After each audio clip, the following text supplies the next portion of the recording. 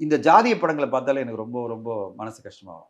நம்ம ஏன் இத தூக்கி பிடிச்சுட்டே இருக்கோம்? இந்த ஜாதிய பத்தி ஏன் திருப்பி படைப்புகள சொல்லிட்டே இருக்கோம்? ஓகே, இத சொல்லலன்னா வந்து மக்கள் வந்து அத பத்தி தெரியாம போயிடும் அப்டின்லாம் இல்ல சார். நம்ம சொல்ல இன்னும் ஜாதி உணர்வுகள் அதிகமாகுதோ! அந்த ஜாதி கொடி பிடிக்கிற மனசு அதிகமாகுதோ! சார், சினிமா இண்டஸ்ட்ரி மாரி ஏன் இந்த உலகம் மாறக்கூடாது?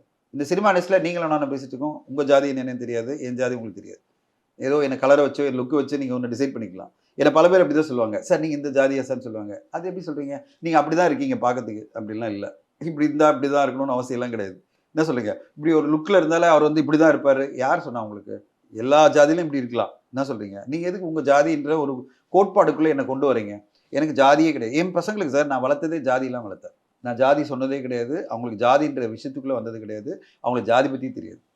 அவங்க அதே மாரி ஜாதி பார்க்காம ஒரு பையன லவ் பண்றாங்க. நான் கல்யாணம் பண்ணி வச்சேன் என் பசங்களுக்கு. நான் சொன்னேன் ஜாதி பத்தியே நான் பார்க்க மாட்டேன். நான் ஒண்ணே ஒண்ணு தான் சொல்லுவேன். நீ யார லவ் பண்ணாலும் உன்னால வந்து அந்த பையனோட குடும்பத்தினுடைய கஸ்டம்ஸோட ஒத்து போணும்.